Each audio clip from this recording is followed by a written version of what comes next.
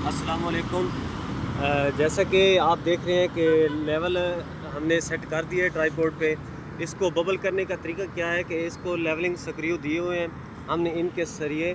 सबसे पहले इनको बबल करने का तरीका है कि हमने 95% जो है लेग से करना है और एक ही लेग से करना है। ऐसा नहीं है कि दोनों लेग से इसको सेंटर में बबल को करना है, नहीं ऐसा नहीं है।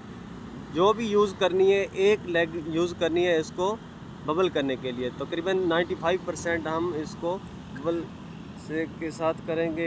ये देखें जो भी है, ये देखें ये बबल हो चुका है। ये 94।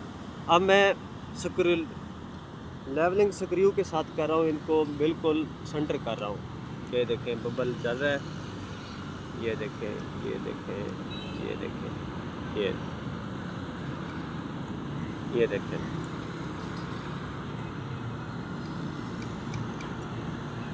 ये सेंटर में आ चुका है।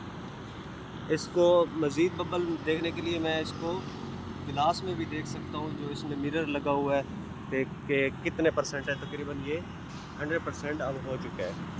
तो अब ये रीडिंग पढ़ने के लिए रेडी है। इसके बाद हम स्टाफ अपने पीएम पर जाएंगे। बेंचमार्क हमारा दिया हुआ है, उस पर हम रीडिंग लेंगे। उसकी रीडिंग दी हुई है। सबसे पहले हम आपसे